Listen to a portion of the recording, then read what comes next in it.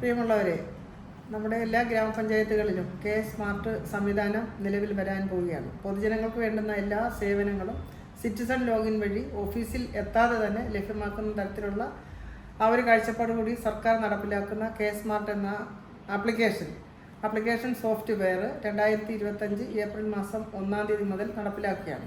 ജനങ്ങൾക്ക് മെച്ചപ്പെട്ട സേവനങ്ങൾ ലഭ്യമാക്കുന്നതിനായി ഏർപ്പെടുത്തുന്ന ഈ താൽക്കാലിക ക്രമീകരണത്തോട് എല്ലാ വിഭാഗം ജനങ്ങളും സഹകരിക്കണമെന്ന് അഭ്യർത്ഥിക്കുകയാണ്.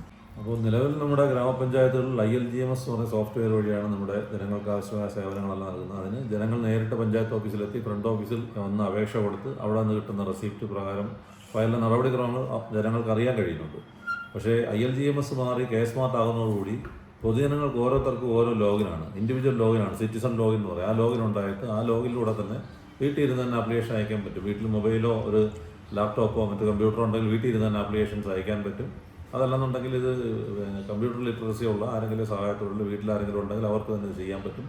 ഓരോരുത്തരുടെയും ഓരോ സിറ്റിസൺ ലോഗിനകത്ത് അവർ അയക്കുന്ന അപേക്ഷകളുടെ പുരോഗതി എന്താണ്, അവരുടെ സേവനങ്ങൾ കൃത്യമായി അവർക്ക് തന്നെ പ്രിൻ്റ് ഔട്ട് എടുക്കാൻ കഴിയും. നേരെ ഇപ്പം വണ്ടിപ്പെരിയാർ പോലെ ഒരു വലിയ പഞ്ചായത്ത്, 23 വാർഡുള്ള പഞ്ചായത്ത്, 120 സ്ക്വയർ കിലോമീറ്ററുള്ള ഒരു പഞ്ചായത്തിൽ ഈ 22-23 വാർഡിലൊക്കെ ഉള്ള ജനങ്ങൾക്ക് ഇവിടെ എത്തണമെങ്കിൽ, അല്ലെങ്കിൽ വള്ളക്കടവ് മറ്റ് വിദൂര സ്ഥലങ്ങളായ വാർഡുകളിൽ നിന്ന് ഈ പഞ്ചായത്തിൽ എത്തണമെങ്കിൽ ചിലപ്പോൾ ബസ് സൗകര്യമില്ല, ഓട്ടോയോ ടാക്സി സൗകര്യങ്ങളോ ഏർപ്പെടുത്തി ഇവിടെ എത്തണമെന്ന് തന്നെ 500 രൂപ 1000 രൂപ ഒരു ദിവസം ചിലവ് വരുന്ന പല വാർഡുകളുമുണ്ട്.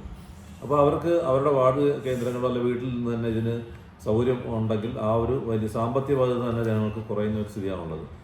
പ്രിൻ്ററിൽ നിന്ന് ഒരു പ്രിൻ്റ് അവിടെ നിന്ന് എടുക്കുന്നതിന് 10 രൂപ ചിലവ് വരുത്തുള്ളൂ. ഒരു ആപ്ലിക്കേഷൻ അയക്കുന്നതിന് സ്കാനറിൽ തന്നെ അയക്കാൻ പറ്റുന്നതിന് വളരെ ചെറിയ ചിലവ് വരുത്തുള്ളൂ. അപ്പോൾ അങ്ങനെയുള്ള കാര്യങ്ങൾ പ്രത്യേകിച്ച് ഇങ്ങനെയുള്ള വലിയ പഞ്ചായത്തുകൾ വളരെ സഹായകരമായിരിക്കും. നിലവിൽ തന്നെ ടാക്സും സംവിധാനങ്ങളും അതുപോലെ തന്നെ മാരേജ് സർട്ടിഫിക്കറ്റുകൾ മറ്റ് സർട്ടിഫിക്കറ്റുകളെല്ലാം ഓൺലൈനായിട്ട് എടുക്കാൻ കഴിയുന്നുണ്ട്. അതിന് ആപ്ലിക്കേഷൻ നമ്മൾ ഓൺലൈൻ ചെയ്തതിന് ശേഷം പഞ്ചായത്തിലെത്തി ഹാർഡ് കോപ്പി കൊടുക്കേണ്ട ഒരു സ്ഥിതിയുണ്ട്. ഇതിൽ നിന്ന് വിഭിന്നമായിട്ട് പഞ്ചായത്ത് ഓഫീസിലേക്ക് എത്തേണ്ട അവസ്ഥ വരുന്നില്ല. അത്രയൊരു മെച്ചം ജനങ്ങൾക്ക് ഉണ്ടാകുന്നുണ്ട്. അപ്പോൾ മുനിസിപ്പാലിറ്റികളിൽ കൃത്യമായിട്ട് കോർപ്പറേഷൻ മുനിസിപ്പാലിറ്റികൾ ഇത് പരീക്ഷിച്ച് വിജയകരമായതിനു ശേഷമാണ് കേരളത്തിൻ്റെ 941 പഞ്ചായത്തിലും സർക്കാർ ഇതിപ്പോൾ നടപ്പിലാക്കുന്നത്. അതിൻ്റെ ഭാഗമായിട്ടൊരു ചെറിയ ക്രമീകരണമാണ്.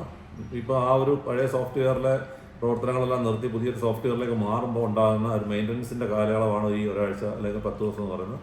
ആ ഒരു കാലയളവിൽ ഉണ്ടാകുന്ന ചെറിയൊരു ബുദ്ധിമുട്ട് പൊതുജനങ്ങൾ സഹകരിക്കണമെന്നാണ് അഭ്യർത്ഥിക്കാറുള്ളത്.